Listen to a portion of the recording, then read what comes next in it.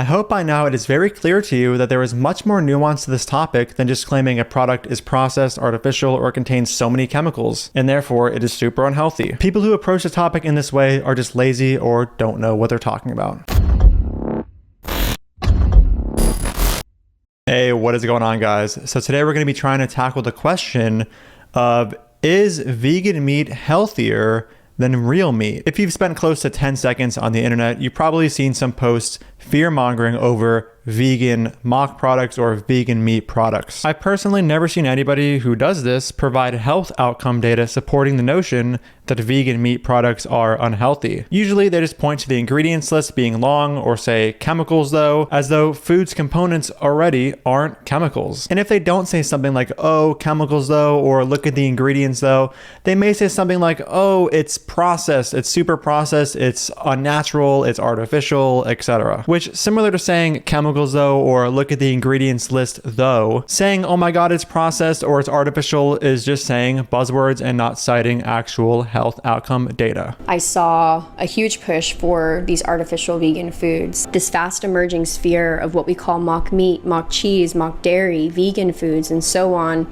It's extremely saturated with products that are, in my opinion, going to cause a slew of health issues for the world.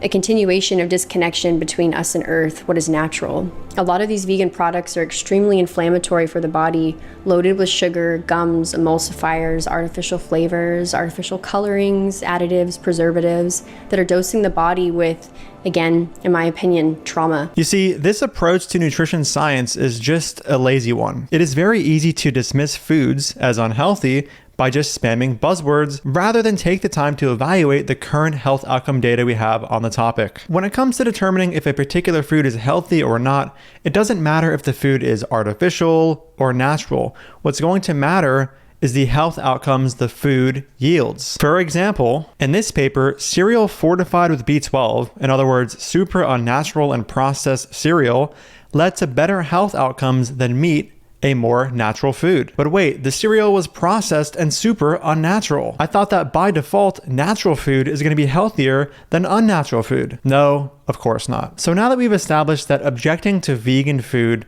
by saying processed though, chemicals though, look at the ingredients list though, unnatural though, are all extremely vapid responses, let's now look at some of the data we have today on the nutrient profiles of vegan mock products and their health outcomes. A big thank you to Dr. Matthew Nagar for helping me in compiling the papers for this video. I'll have his socials linked below. So first of all, there are many different vegan mock products around the world, so there is very likely to be variance among the health value of them. Some of them are going to be more or less healthy than others. So first, I want to give some framing to this discussion. Consider the UPF or ultra processed foods label as defined by the NOVA classification system. Here is the definition: industrial formulations made entirely or mostly from substances extracted from foods, oils, fats, sugar, starches, and proteins, derived from food constituents, hydrogenated fats, and modified starch, or synthesized in laboratories from food substrates or other organic sources, flavor enhancers, colors, and several additives used to make the product hyper-palatable. While the term ultra-processed food screams unhealthy,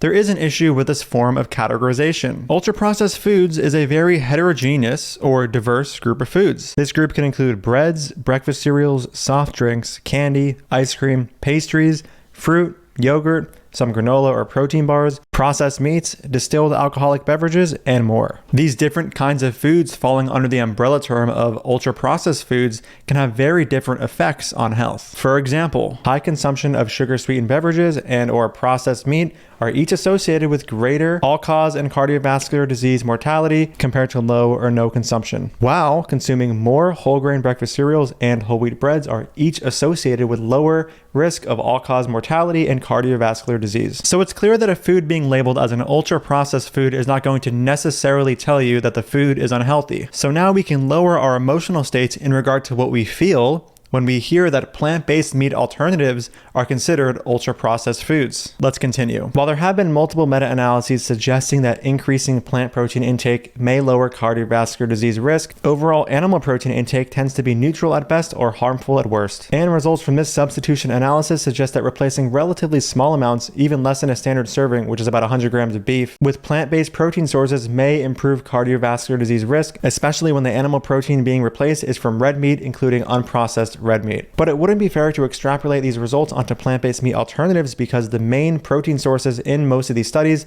tend to be grains and nuts. So we're not going to do that. As stated before, many plant-based meat alternatives differ heavily. So we also need to be clear about which plant-based meat alternative we're discussing when discussing health outcomes or even just nutrient profiles. For example, the burger patty from Impossible Foods contains 6 grams of saturated fat, 370 milligrams of sodium, and 5 grams of fiber per serving, whereas the Gardein beefless burger contains 0 grams of saturated fat, 320 milligrams of sodium, and 2 grams of fiber per serving. Although plant-based meat alternatives can differ substantially, numerous analyses conducted in different countries around the world suggest they generally have more heart-healthy nutrient profiles compared to meat. This one analyzed 207 plant-based meat alternatives and 226 meat products from UK retailers and found that plant-based meat alternatives had, on average, less calories, fat, saturated fat, and protein per serving, but more sodium and fiber than meat. And only 14% of the plant-based meat alternatives were classified as less healthy, while 40% of meat products were classified as less healthy according to the UK nutrient profiling model. Similarly, a study conducted in Germany found that plant-based meat alternatives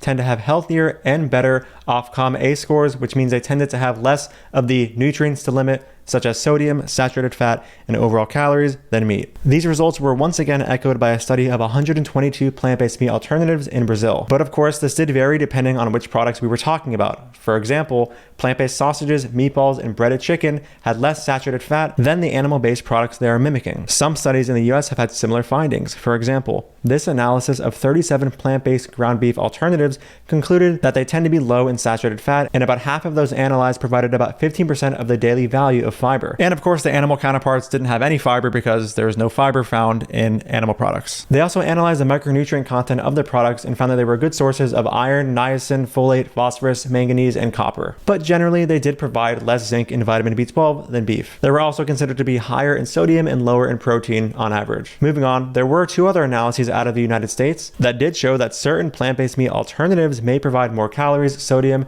and a similar or greater amount of saturated fat than leaner cuts of meat. So it's clear that one of the things that plant-based meat alternative manufacturers can improve on is the sodium content. Perhaps these results can incentivize these companies to develop less sodium-heavy products. I will say, though, that many of these studies, like the 2 I just mentioned, don't consider the sodium that is often added to meat in marinades or seasonings. Accounting for this could change the overall results we see, at least with respect to comparing sodium levels. Now, there are many other analyses that I could cover, but if I were to cover all of them, this video would be extremely long. But long story short, similar to some of the other analyses we covered, there are cases where plant-based meat alternatives have lower saturated fat, sodium, and higher fiber, and even cases where they have similar amounts of saturated fat due to coconut oil being used as a fat source in them. And like before, there's cases where animal meat wins on protein and cases where plant-based meat alternatives win on protein. As stated before, there was this huge variance amongst plant-based meat alternatives. Let's now look at trials using plant-based meat alternatives as interventions and comparing the outcomes that they yield with meat. A recent meta-analysis of 12 controlled trials found that consuming plant-based meat alternatives could lower total cholesterol by 0.50 millimoles per liter,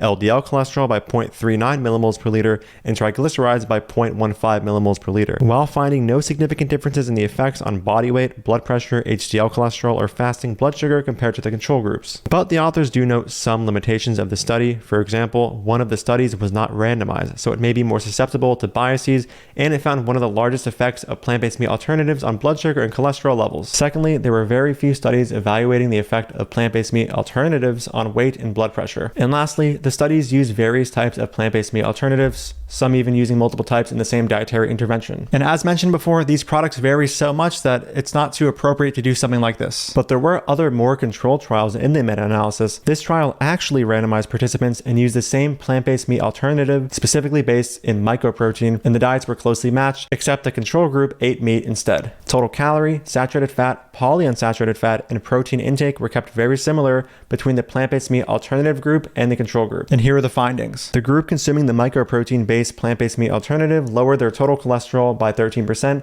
their LDL cholesterol by 9%, their triglycerides by 53%, and their ApoB, which is a more accurate predictor of cardiovascular disease risk than the aforementioned markers, by 14.8%. There was also a rise in HDL-C, The control group, on the other hand, saw an 11% reduction in HDL cholesterol, a 12% rise in LDL cholesterol, and a 53% reduction in triglycerides, similar to the mycoprotein group. These results alone suggest that plant-based meat alternatives of this form could help improve cardiovascular disease risk factors, even when intake of most macronutrients, such as saturated fat, are kept very similar. The swap meat trial, which I've covered multiple times on my channel, was a 16-week randomized crossover trial comparing Beyond Meat products to meat. Notably, Beyond Meat uses pea-based protein, and the meat in this study was sourced from an organic food company that produces grass-fed products. And straight from the conclusion, among generally healthy adults, contrasting plant with animal intake while keeping all other dietary components similar, the plant products improved several cardiovascular disease risk factors, including TMAO, and there were no adverse effects on risk factors from the plant products. And results from this randomized control trial had similar findings. The trial compared the effects of red meat, white meat, and plant protein from isoflavin-free soy products, legumes, nuts, and grains. Interestingly,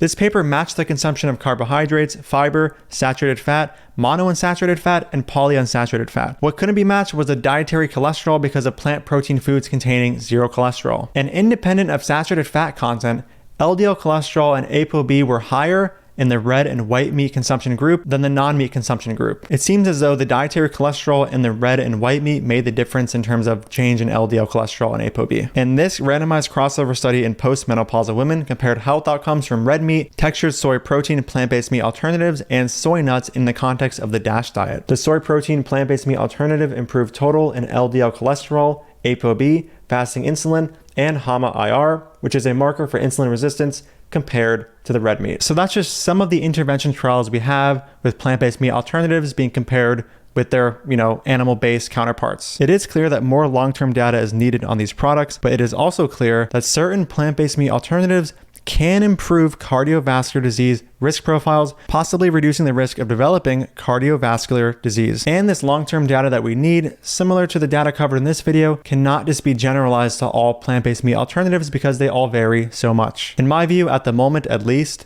the healthiest mock products are going to be the ones with the lowest amount of saturated fat and sodium, but there can be other things that could be higher or lower that could impact their health value. I hope by now it is very clear to you that there is much more nuance to this topic than just claiming a product is processed, artificial, or contains so many chemicals, and therefore it is super unhealthy. People who approach the topic in this way are just lazy or don't know what they're talking about. Again, a huge thank you to Matthew Nagar for helping supply me with the research for this video, and thank you so much for watching. If you support my work and want to get early access to it, you can click the link in the pinned comment and support me on Patreon. And if you don't know, I do have a book going over most, if not all, of the anti-vegan arguments you can hear online. If you want to get that as well, that'll be linked in the pinned comment. Thank you again for watching, and I'll see you in the next video. Dude. Fuck off, I don't want anything to do with you. Don't ever speak to me again. You're a fucking piece of shit. Even vegans don't get your weird, stupid wannabe sense of irony here. Who is your audience? Nobody gets these dumb jokes. Dude.